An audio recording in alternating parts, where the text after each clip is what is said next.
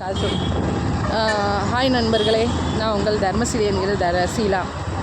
First half second half அப்படிங்கச்சுல first ஆஃபில் பார்த்தீங்கன்னா நிறைய சம்பாத்தியம்னா எங்கள் அம்மா வீட்டில் இருக்கையில்.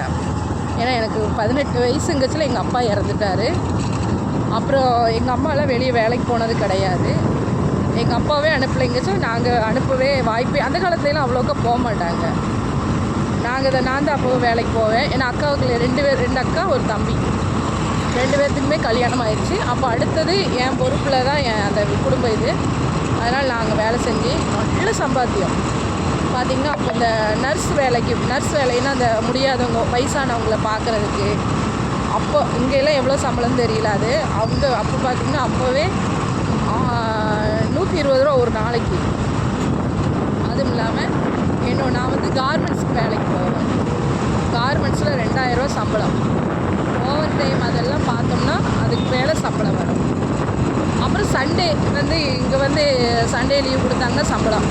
அது மாற்றி போனோம்னா அது எப்படின்னு தெரியல. ஆனால் அங்கே சண்டே நார்மலாகவே நம்மளுக்கு லீவு. ஆனால் தன்னைக்கு நம்ம வேலைக்கு போனோம்னா டபுள் சம்பளம்.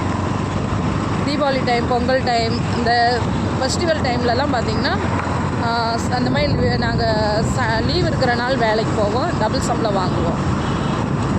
நல்ல செம்ம காசு. வாரத்துக்கு ஒரு நகை எடுப்போம், ஒரு வாரத்துக்கு ஒரு சேரீ. நான்லாம் எங்கள் வீட்டில் பழைய துணின்னு பார்த்ததே கிடையாது. டோட்டல் தலைகீழாக கல்யாணம் முடிஞ்ச பிறகு.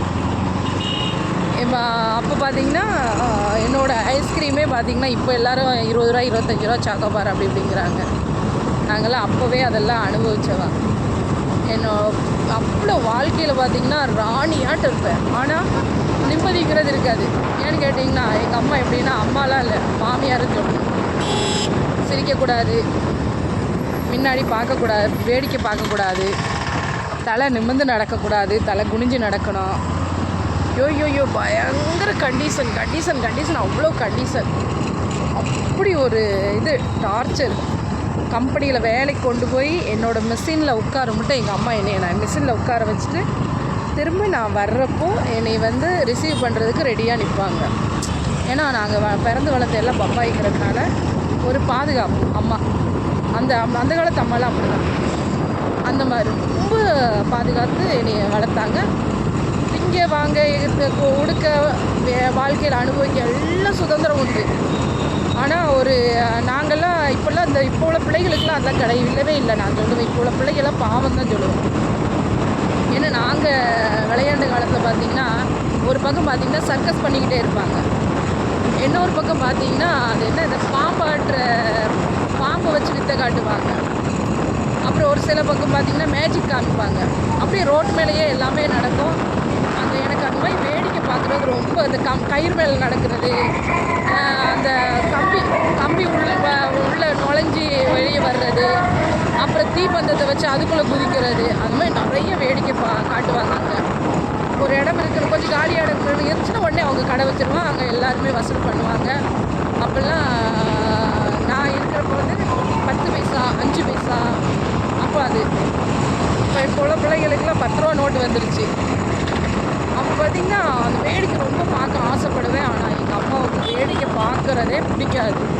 எங்கள் ரோட்டில் நிற்கக்கூடாது, வேடிக்கை பார்க்கக்கூடாது. அங்கே இப்படி பார்த்துட்டோம்னா ரோட்டு மேலே அப்படி கொட்டு விழுகும்.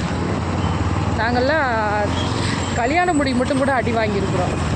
இப்போ குழந்தைகளை சும்மா திட்டினாலே உடனே மறந்து குடிச்சிட்றாங்க, எல்லாம் பண்ணுறாங்க. செம்ம கண்டிஷன். அப்படி தான் வளர்ந்தது. ஆனால் அதே மாதிரி கல்யாணம் முடிஞ்சு வந்ததுமே ஃபஸ்ட்டு அன்றைக்கி தாலி கட்டி முடிஞ்ச ஃபஸ்ட் அன்றைக்கி நான் எங்கள் வீட்டுக்கார்ட்ட சொன்னது, நிஜமாக நான் ரொம்ப ஓப்பனாக பேசுகிற டைம். எதுவுமே என்னையால் உள்ள வைக்கவே முடியாது. எங்கள் வீட்டுக்கார்ட்ட சொன்னது ஒரே விஷயம் தான்.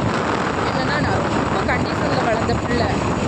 ரொம்பனா எது எடுத்தாலும் எங்கள் ரோட்லலாம் நடக்கிறப்பவே பார்த்திங்கன்னா எங்கள் அம்மா என்ன சொல்லுவாங்கன்னா, நம்ம நடக்கிறது முன்னாடி நடந்தாலும் நம்ம பின்னாடி என்ன நடக்குங்கிறது நம்ம அறிவு கண்ணால் பார்க்கணும், திரும்பி பார்க்கக்கூடாது. அறிவு கண்ணை வச்சு பார்க்கணும். அறிவு கண்ணுனா நம்ம எப்படி யாராவது நம்மளை பின்தொடர்றாங்களா, இல்லை நம்ம தொடர்ந்து யாராவது நம்மளை பின்னாடி வர்றாங்களா, அந்த இதெல்லாம் ரொம்ப ஜாக்கிரதையாக நம்ம நடக்கணும். பொம்பளைனா இப்படி இதெல்லாம் இருக்கணும். ரொம்ப இதாக. அதனால் இது எல்லாமே எங்கள் வீட்டுக்காரங்க நல்லா பேச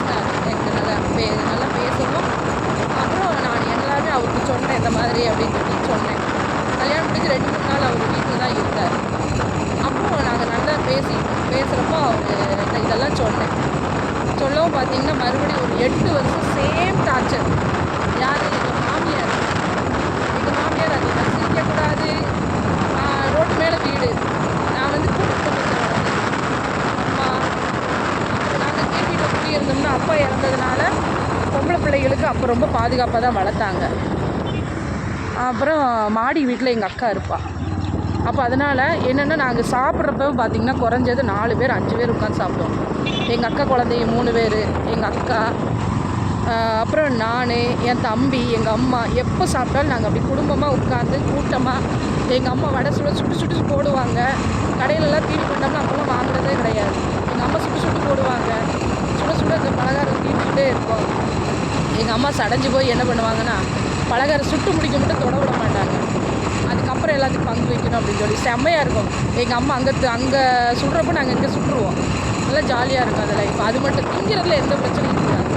ஆனால் பெண் சுதந்திரங்கிறதுல அம்மா ரொம்ப கண்டிஷன். அப்புறம் எங்கள் வீட்டுக்காரர் வந்து அதுக்கு அப்படியே ஆப்போசிட்டு.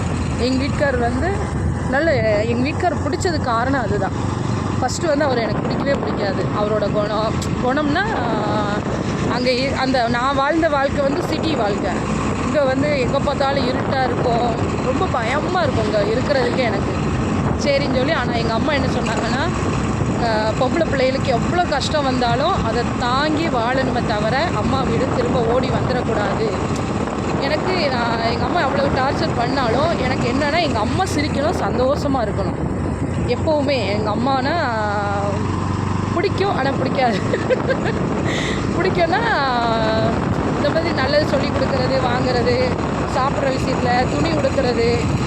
இப்போ உள்ளது எப்படி தெரியாது. எங்கள் அம்மாலாம் ஒரு துணினா பார்த்திங்கன்னா எந்த மாடல், எந்த புது சேரீ வந்தாலும், நானும் சுடிதாரே போட்டதில்லைங்க. எங்கள் வீட்டில், எங்கள் அம்மா வீட்டிலலாம் சுடிதார் கிடையாது, நைட்டி கிடையாது, போட்டதே கிடையாது. சிட்டிக்குள்ளே தான் வளர்ந்துருக்கேன், ஆனால் போட்டதே கிடையாது. போடக்கூடாது, எங்கள் அம்மாவுக்கு பிடிக்காது. அப்புறம் முந்தானி கீழே தொங்க விடுறது எங்கள் அம்மாவுக்கு பிடிக்காது. முந்தானி எடுத்து சொருகணும், நம்ம நடந்தால் இடுப்பு தெரியக்கூடாது. அது ஜாக்கெட்டுக்கு மேலே தூக்கி அந்த பின்னூசி குத்தணும். ஐயோ அப்படி அவ்வளோ இது. அப்புறம் பார்த்திங்கன்னா 3 மணிக்கு தான் எடுக்கணும். நல்லா இங்கே வர இருக்கணும் அந்த பல்லு அப்படி. ஆனால் எனக்கு அப்படியும் ஆப்போசிட் எங்கள் இருக்காரு. நீ சுதந்திரமாக இது இவ்வளோ இதுங்க. அப்புறம் அதுக்கிட்டே அப்படியே ஆப்போசிட் என்னென்னா இங்கே வருமானங்கிறதே கிடையாது.